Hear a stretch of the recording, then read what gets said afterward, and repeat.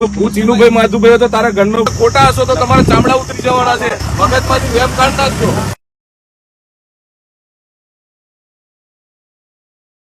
આજે છોટાઉદેપુર થી બોડેલીની વચમાં બોડેલી થી સુધાપુરાની વચ્ચે આજે ગૌવંશ ભરેલી એક ગાડી પકડાઈ છે. ગાડીના ડ્રાઈવરનું નામ છે ભરતભાઈ અને સાથે હતા ગોપાલભાઈ. ગાડી હું પોતે પકડી છે. શાહિદ મંસૂરી ઓલ ઇન્ડિયા મજલિસ ઇત્તેહાદુલ મુસ્લિમીન ગુજરાત પ્રદેશનો ઉપાધ્યક્ષ. અને આ ગૌવંશને કતલખાને લઈ જવા તો એવું લાગે છે. અને જોડે જોડે ગાડી જે જગ્યા કરતા ગાડી નાની છે અને જગ્યા કરતા પણ વધારે ગાયો ભરેલી છે.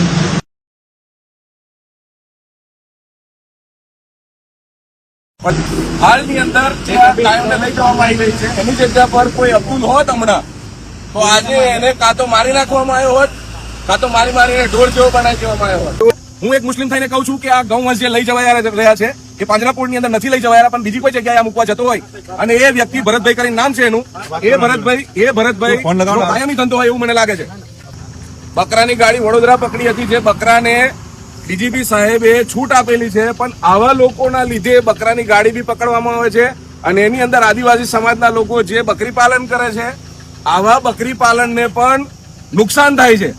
આવા સ્વાર્થીના લોકો જયારે પાંજરાપોળનું નામ લઈને બકરી ઈદના સમય પર જયારે નીકળે છે ત્યારે ખરેખર મુસલમાનો જ બદનામ થાય છે. આ ગાયકરામાં એક પણ ગાય પાંજરાપોળમાં જવા લાયક છે ખરી? અને આટલી બધી ગીચો ગીચ ગાયો ભરવાનો મતલબ શું? ખોટા હશો તો તમારા ચામડા ઉતરી જવાના છે. બરાબર? મગજમાંથી વેમ કાઢ નાખજો. તમારા જેવાના નામ પર મુસ્લિમો બદનામ થાય છે. બકરાની ગાડી પાડાની ગાડીઓ પકડે છે.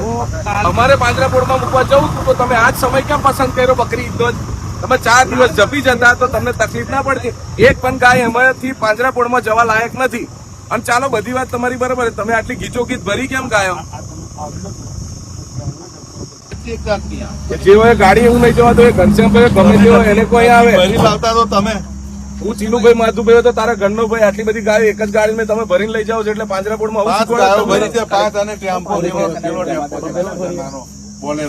હલો તમે ખરેખર સાચા તો 4 દિવસ જપી ગયા હોત તો આટલી બધી ગાયો ભરી જવાની તમારી જરૂર શું હતી?